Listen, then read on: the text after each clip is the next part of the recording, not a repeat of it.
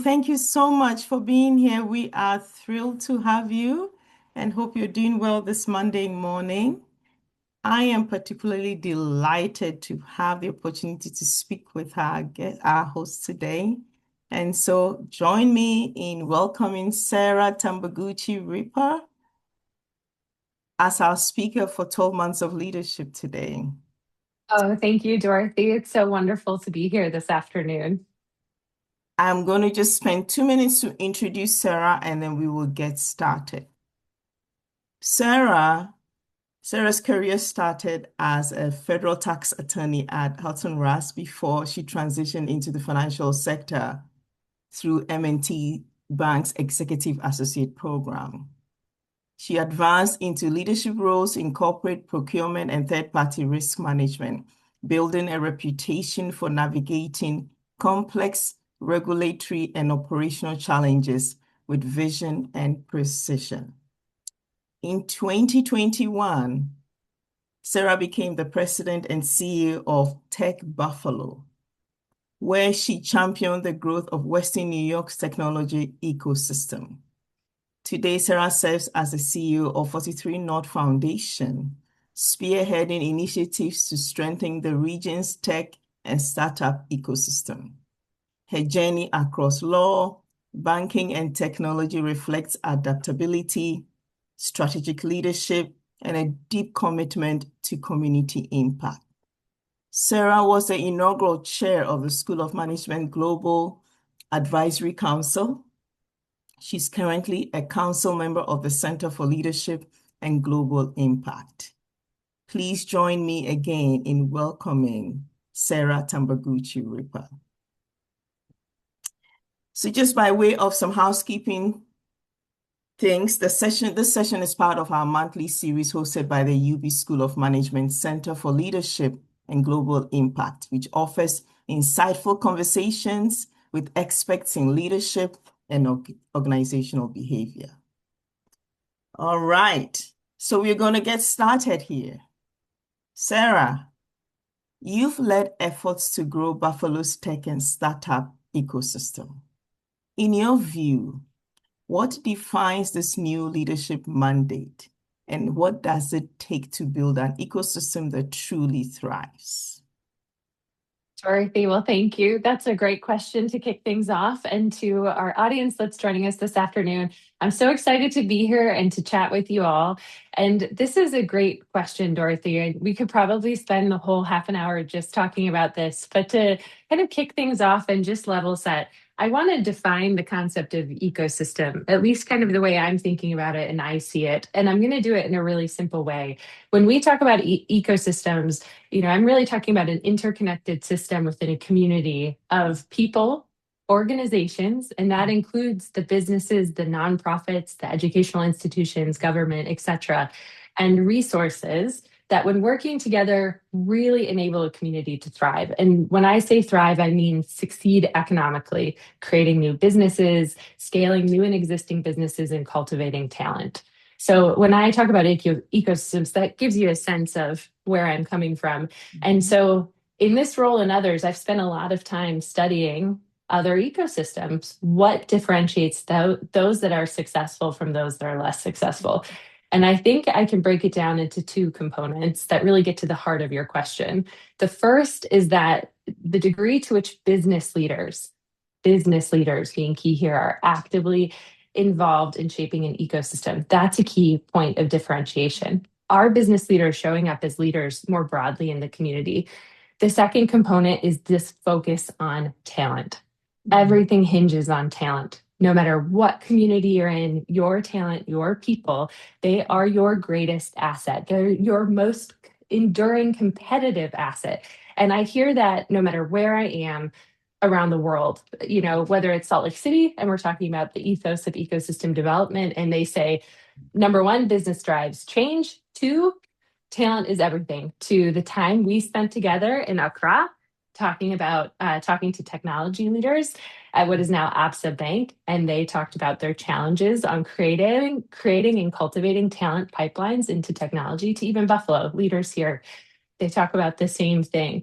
So when I'm referring to this new leadership mandate, I'm talking about business leaders at all levels becoming engaged and leading in their ecosystems towards outcomes that benefit both the value proposition of the business. This is not a charitable component, and also the community that they live in. So today, when I think of leaders, I think of ecosystem architects. I think of leaders that are less sort of the typical command and control of decades past when we were in our manufacturing era, and more leaders that are capable of bringing disparate stakeholders, universities, corporations, startups, government to the same table to work towards a shared ambitious goal.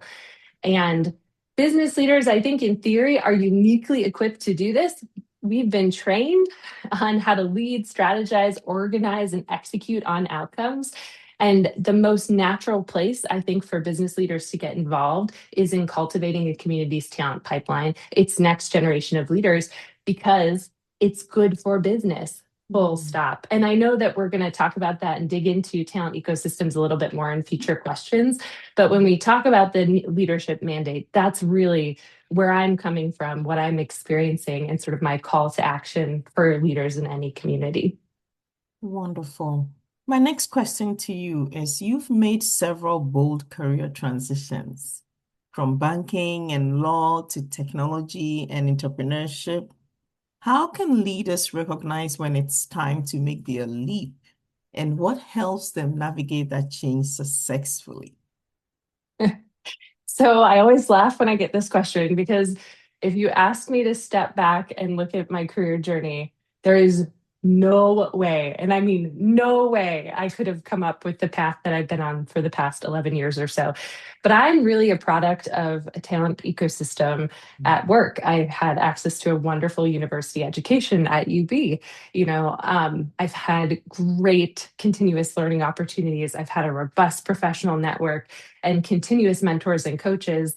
And, because of my work with the Global Advisory Council and other opportunities, I've spent a lot of time observing business and leadership in other cultures. And I promise this is all going to connect with the question. But, I traveled to China with UB, where I had the chance to visit different US companies. I taught a seminar at the University of Cape Coast. I observed women in the fish market in Ghana and was blown away by the sophistication of their business model. And I grew up visiting a family owned business in the Middle East. And I think what I have observed throughout all of this is, how businesses thrive in all different types of climates and cultures. And you just see this real idea of how essential flexibility and adaptability is to a business's success. And there's a beauty in the simplicity. You don't have to over engineer a lot of how you think about business, how you think about leadership. And then finally, this idea that opportunity is absolutely everywhere. And that becomes very apparent when you travel the world and spend time observing different businesses and in different cultures. And so that drove home as I thought about my own career in developing or deducing this kind of formula for how I think about my career in a few elements and how I want to architect a career based on that. And it's really like very simple. The first thing is I want to understand, do I have purpose in my work? And am I going to have a positive impact? That's number one. And I've seen that some of the most successful businesses around the world, time and time again, their leader has purpose and cares deeply about what they're doing. The second thing is, do I get to work with great people? Are they smarter than me? Are they going to challenge me to grow? The third thing is, will I get to learn and grow? And how much of that is part of this career or this transition? And the fourth thing is very simply, can I support my family? And you'll notice like there's nothing in there that's specific to subject matter. I didn't mention law. I didn't mention banking. I didn't mention startups, talent, none of that. So what I found is that like people perceive these bold moves in my career, but it's really just I've gone through and asked myself, these four elements, are they being satisfied? Yes, no. Will this career transition enable me to anchor on one of those more elements or find more opportunity in one of those elements? Yes. Okay, let's do it. And when you start thinking about things more from, what is this formula? What does success mean for you? You start to see opportunity everywhere. So when people usually say, you've had all these bold career transitions, how did you think about it? My advice is, if possible, just come up with your formula. Don't overcomplicate it. Just understand what's important to you and then proceed from there. And if you are so fortunate to have time to spend with business leaders in other countries, do that because you get to learn about their local businesses and think about how you can apply those learnings in a more global context, and it can really open up a lot of different ideas and possibility to you. And then in terms of navigating the change, I mean, that's really where flexibility and adaptability comes in, which whether it's Leader Core or the Global Advisory Council, you just see that's one of those essential skills to success. And that is, and that flexibility and adaptability, that mindset can carry you through so many career pivots and career transitions, as long as you're comfortable with that, comfortable with stepping outside of, going into that kind of growth zone. Thank you, Sarah. I think you answered my follow-up question, but I have another one for you. How can organizations balance internal goals with a broader responsibility to strengthen their local communities, and why does this matter now more than ever? Ah, so that's a interesting question because I want to push back a little bit on the framing of the question because I actually don't think it's about balance. I actually think it's about creating strategic alignment. So if we go back to this idea of ecosystem building, and if businesses view it as a charitable endeavor, if they view it as like, we do this as part of our foundation, or we do this with our volunteer hours, I don't think a community is ever going to reach its full potential because, especially when we're talking about creating talent ecosystems, this is really about cultivating the right talent so your company can thrive. This is about creating an environment that nurtures that talent to create companies and scale those companies, which is about creating wealth for a community. And if you think about that, when companies are scaling and growing, what does that result in? It's going to result in positions that have higher wages that enable those people to buy more coffee, buy more houses, support companies that are service providers. So, that really this ends up connecting more towards the strategic alignment of the success of a company than thinking about it as charity. And you asked the question of why does it matter now more than ever? I think I think about the sense of urgency with AI, and I know that it's the topic of choice that all leaders are talking about right now because we can't figure out collectively if it's the best thing for society or if it's going to destroy humanity, if it's going to revolutionize the future of work and we don't need a work week, or if it's going to completely upend, any sort of potential talent progression for people and individuals. We don't know. We can't predict the future with certainty. But one of the things that we do know is that there will be winners and there will be losers. And I think the winners are going to be those communities with business leaders at the helm that are rallying around this idea of how we create a talent ecosystem so that we have talent prepared to thrive in this new economy as it presents itself with the new skill sets. And I want us to be one of those winners. So I think that's where, I have the sense of urgency, and where I say when companies and leaders are trying to say, how do I get engaged in an ecosystem? I say practically start with talent. Let's talk about how we're thinking about talent pipelines, creating them, and how business leaders are engaging to create the right pipelines to now enable their companies to thrive. Wonderful. There are a couple of questions coming up, but I have a few more for you. The 43 North Foundation is engaging in a bold, decade-long investment in entrepreneurship. What are the key ingredients for sustaining long-term ecosystem momentum, and how can other communities replicate that success? So I'm going to start, Dorothy, if it's okay. And if I end up going too long with my answer, just cut me off or course correct me. That's But fine.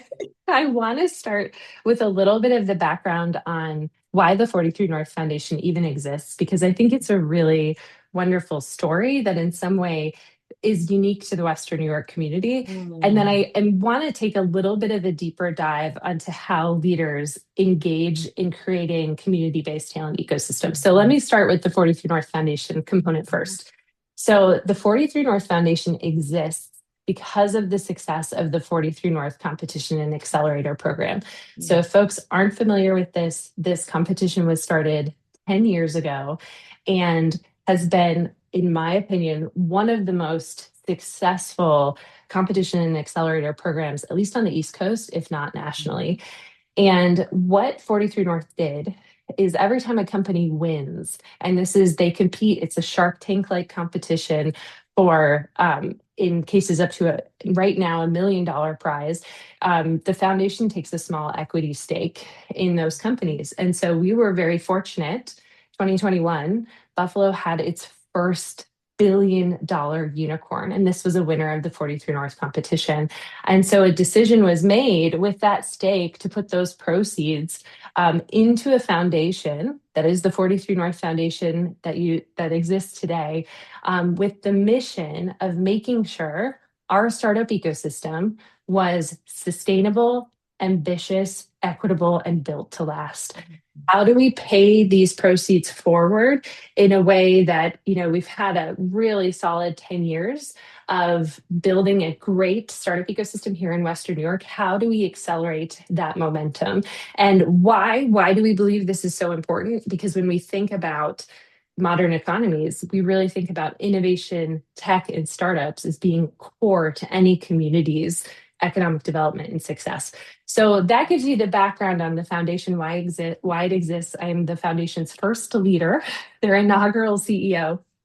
And we were very intentional when we said, what are the elements or where are the areas the foundation is going to invest, knowing its mission? And so we studied ecosystems all over the country, all over the world, and we really deduced it down to 4 elements of successful ecosystems. That is, they have talent. Now, element number 1, a lot of talent that is built within the community and has the right skill sets from a tech and entrepreneurship perspective, that they too are constantly creating startups. There's a really robust community of company creation. So that's the second element. The third, those companies are then scaling to become successful corporations that create more opportunity, more jobs, and are creating the type of learned individuals who are able to spin off and create more companies. And then the fourth element is all of that is wrapped in storytelling. So there is an engine so loud, so proud, so powerful. No one has any doubt in their mind why that community is so successful. And this creates this flywheel of ecosystem success. So that's kind of the background and the foundation. And today, what we end up doing is we're investing in, from a talent perspective, Tech Buffalo, that is putting on programs, investing in tech and entrepreneurship education, starting as early as elementary school, all the way up through college. We have funded, from a startups perspective, the community's first ever venture studio. So this is a company dedicated to creating companies with a dream team of proven entrepreneurs who have built and scaled companies before to help companies grow and get off the ground faster, deeply rooted here in Western New York. We're investing in something called corporate connectivity, so initiatives that get more mature, established companies more engaged in our startup ecosystem. And then from a storytelling perspective, that fourth element will be investing in the launching of something called Series B, which is evident of we're in our Series B phase of ecosystem developing and scaling, just like when a company raises their Series B round. And this will be a storytelling platform dedicated 100% to sharing the success of Buffalo's startup and innovation economy. So that is, that gives you the background of the 43 North Foundation, the elements that we care about and what we're investing in. And when it comes time to how do you think about your question of replicating that success in other communities, Correct. I would encourage those communities to think about the elements that we have very intentionally identified, the talent, startups, corporates and their engagement and storytelling, and look at, are those the right elements when we think about our community that would enable success? Every community is slightly different. And I always encourage folks that are thinking about this to start with talent as kind of that underlying foundation of how we're talking about building thriving, successful ecosystems. And that's why it is such a significant component of the 43 North Foundation and where it's choosing to invest. So that was like a 5-minute answer. I'm going to take a breath. Yes. but Take, hopefully that take a provided breath. some context. That is very, very helpful and exciting. So my next question to you. You have credited the UB School of Management Global Programs and Leader Core with shaping your approach to self-reflection. How do you continue that practice as a CEO, and how can leaders foster a culture of reflection and trust within their teams? It's a really good question. It's very hard. I think that's the first thing to acknowledge right out of the gate. I think when I think about programs like Leader Core, I think about the time when the Global Advisory Council, or even the travel that we did to Ghana. Dorothy, I was the first alum to participate in one of the trips as a business leader. Those moments created very moments of, I was going to say forced reflection, but it's really more intentional. We'll call it intentional reflection because Mhm. you're having such unique experiences that you have no choice but to reflect on how this is going to impact you, not only professionally, but also personally as well. Like I think about the Global Advisory Program, that was all about taking time to reflect and understand what skills do students need in this modern economy that is both globalized but also hyper local. So how do they Mhm. think global? How do they think locally but also lead globally? Or the trip to Ghana, where we spent so much time talking to students about what we were seeing from a business perspective. Those are really good intentional moments of reflection. But then you hit the working world and you hit your day to day, and you wish someone was forcing you to carve out that time to reflect. So as a CEO, I still work with a coach.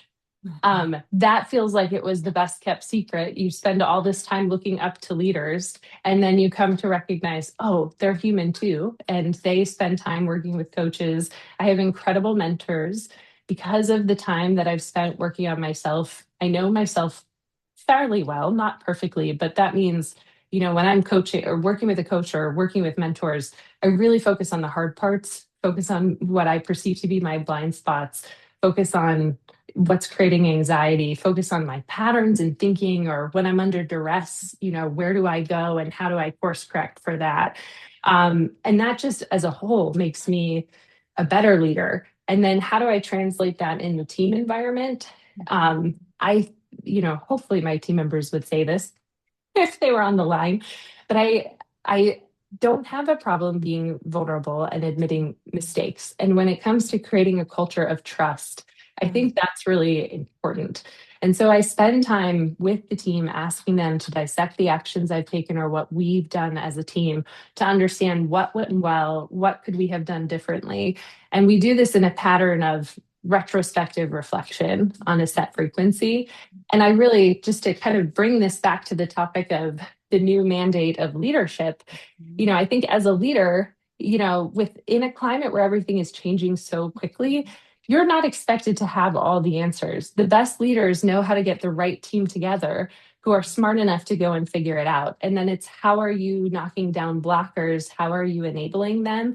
And the very virtue of that as a leader is one that's going to, in order to do that successfully, you have to cultivate that trust. You have to foster reflection, and you have to create a culture that's going to enable that, or you're not going to be able to move fast enough to address the challenges that are in front of you.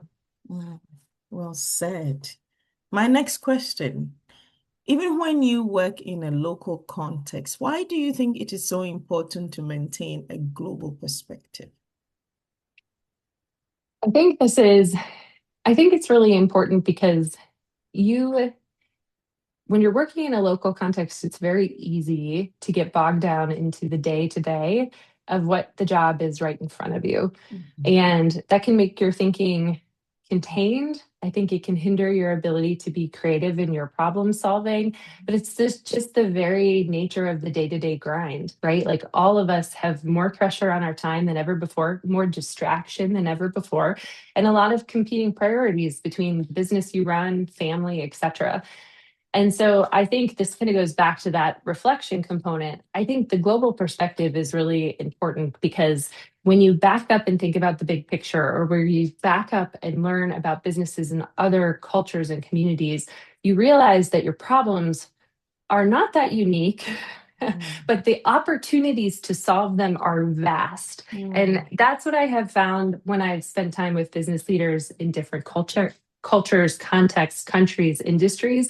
You begin to identify patterns in the challenges, but their thinking, their perspective helps you come back and solve what's in front of you with a different lens, more creatively, more out of the box type approach to your thinking, and helps you see the problem from new facets and dimensions. I have so many questions for you, but I am going to pick a few. One of the first questions from our audience. In your leadership journey across diverse sectors, how have you navigated the tension between authentic relationship building and the demands of organizational performance? And what advice would you give leaders striving to balance empathy and accountability? Mm. Oof. That is a very good question. I think about, mm, I think that there is I think it's less a balance and it's almost like how do you integrate the two? When I think about, and also it's a function of when you think about a culture and me as an early leader was very much about how do I fit in with this culture, how is the corporate norms. And if you had met me, I was a very rigid sort of version of self. As I progressed in my career and gained more confidence, and had more faith in my abilities, I was able to kind of define those elements of here's how I'm going to show up as a leader. It's always going to be respectful. It's always going to be professional, but here are the values that I truly care about. And if I ever found myself in a situation where those values didn't align with the environment that I was in, then I knew it was time to make a shift. But I think the other aspect of this question that's really important is the sort of the balance between accountability, holding people to high standards. So you're creating a high performing team that can create that impact and change, but also being empathetic to what it's like to, be a person in this world and deal with challenges in and outside of work. And I think that's where the trick is the creating of very clear expectations. Here is what performance means. Here is what I'm holding you accountable for. These are the goals that I'm setting out. And then you have to cultivate that culture of trust so that if there's a reason that team member can't make it, they're going to talk to you about it proactively so that you can problem solve and you can figure out what adjustments need to be made to enable that team member to be successful. But then as a leader, there's always that line because empathy to an extreme can actually destabilize the team, can destabilize the goals that you're trying to reach. So it is often an uncomfortable place to be. And if it ever becomes comfortable, then then you got to ask yourself some questions. But you do have to draw the line and say, here's where I can support versus this person is not a fit for the role. And usually it's not because of their personal value. It could be a function of timing, skill set misalignment, etc. So hopefully that context is a little bit helpful as this person navigates that component of their career and growth. Sarah, I wish we had a few more minutes because I have tons of questions from the audience for you, but I'll give you 30 seconds to just leave us with some final remarks so that we can wrap this up. And I apologize to the audience already for the many questions I was not able to get to. Final remarks. 30 seconds. I think when I think about this talk, and it's such a great topic, and I wish we had another half an hour, I think the question I would leave business leaders with as they're thinking about ecosystem and thinking about their community is how can they get involved? And when we're talking about talent ecosystems, there's three things I would ask a business leader to think about. So the first thing would be, do we deeply believe that the best way to attract top tier talent to your community is to foster it? In other words, like you're never going to be able to attract enough talent to solve a community's talent challenges whole scale. So one, if you believe that to be true, then what do you do? The second thing I would implore business leaders to do is take a true assessment of the skills needs of their organizations. What do you need today? What do you think you need tomorrow? And whatever tomorrow time horizon is defined for you and your company to be successful. The third thing, and this is where it gets a little bit uncomfortable for folks, is I would ask you to go out and understand what businesses in your community have a similar skill set need and band together to build a coalition of employers with common needs from a talent perspective. And then the fourth thing I would ask you to do as a business leader is to engage in your local educational and talent pipeline infrastructure to build, actively, collaboratively build what you need to be successful. And this could look like shaping curriculum. It could look like providing internships. It could look like investing dollars. But I really put the onus on the business leader because at the end of the day, the talent pipeline is meant to create the talent you need in order to thrive, for your business to thrive in this generation and into the next. So a little bit of a very rapid playbook. Rapid. But Thank you, Sarah. You have made this wrap up of our 12 months of leadership this year fantastic. I couldn't have oh, asked for a better speaker for our end of year session. Thank you, Sarah, for everything you do and continue to do for the UB School of Management. And for our audience, oh, thank you for being here. We will see you in 2026. Have a wonderful holiday. it was an honor. Dorothy, thank you for such a wonderful conversation.